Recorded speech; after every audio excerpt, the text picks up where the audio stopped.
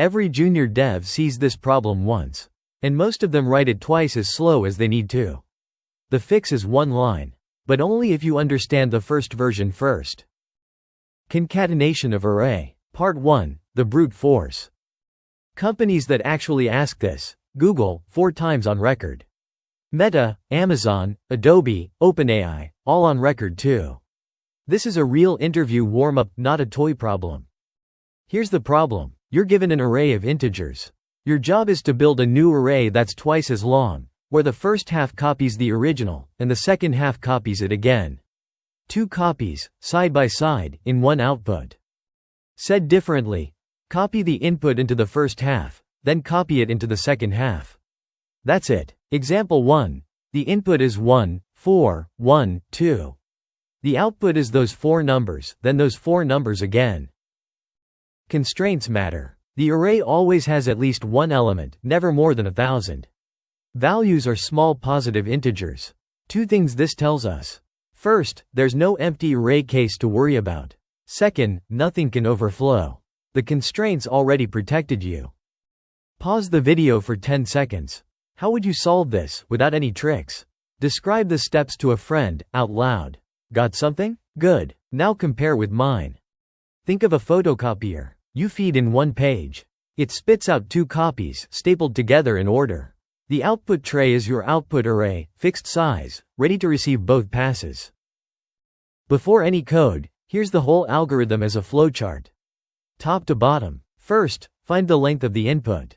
Second, make a new array that's twice as long. Third, run a loop to fill the first half. Fourth, run another loop to fill the second half. Fifth, return the result. 5 boxes. That's the whole video. Quick check. If your input has 5 elements, how long should the output be? Pause, and answer in your head. 3, 2, 1, 10. Twice the input length. Always. Step 1. Make the output array. In JavaScript, we use the new array constructor, with twice the input length. Arrays could resize on the fly, but it's faster and safer to lock the length up front. Here, we know it exactly. Step 2. The instinct. Copy the input over. Then copy it again. 2 separate loops. The first loop fills the first half, positions 0 up to n-1. The second loop fills the second half, positions n up to 2n-1. In pseudocode, first, get the length, call it n. Second, make a new array of size 2n. Third, the first loop, for every position from 0 to n, copy the input into the output at the same position. Fourth, the second loop, same iteration, but write to the position offset by n. That's the whole algorithm. Now the JavaScript. The function is called getConcatenation. It takes 1 parameter, the input array. No type annotations. This is plain JavaScript. Inside the function, 2 setup lines. First, store the input length in a variable named n. Second, create the output array with size 2 times n. Memory is locked in. In our example, that's 8 slots. The first loop. Iterate from position 0 up to n. At each step, copy the input element at the current position into the output at the same position. A straight copy, slot by slot. The second loop. Same iteration. I goes from 0 up to n. But the body is different.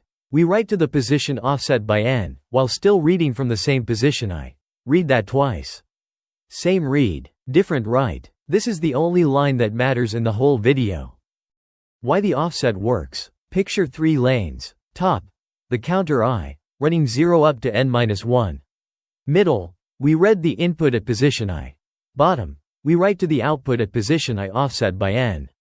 The offset is a shift. It lands us in the right slot of the second half, every single iteration. Let's trace it on example 1. The input is 1, 4, 1, 2. So n is 4. The output starts as an array of 8 blank slots. Watch the cells fill. First loop runs. When the counter is 0, the output at position 0 becomes 1. When the counter is 1, the output at position 1 becomes 4. Position 2 becomes 1. Position 3 becomes 2. First half is filled. Second loop starts. The counter resets to 0. But now we write to the offset position, which is position 4. Same value, 1. When the counter is 1, position 5 gets a 4. Counter 2, position 6 gets a 1. Counter 3, position 7 gets a 2. Every iteration writes into the second half. Final result: 1, 4, 1, 2, 1, 4, 1, 2. Matches the expected output. The algorithm is correct. Time complexity: 2 loops, each running n times. Total: 2n operations. We drop the constant. The answer is big O of n. Linear time. Space complexity: the output holds 2n elements. But output usually doesn't count toward auxiliary space, only extra storage does. So our auxiliary space is constant. Big O of 1. If you count the output 2, the total is O of n. Trap 1, off by 1. If your loop condition accidentally says I less than 2n in the first loop, you'll read past the end of the input on the second pass. JavaScript returns undefined, silently. Your output ends up with undefined values inside it. JavaScript is meaner than Java here. Java would have thrown an exception. JS just lets the bug ship.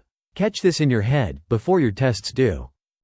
Trap 2, sneakier. In the second loop, you forget the offset.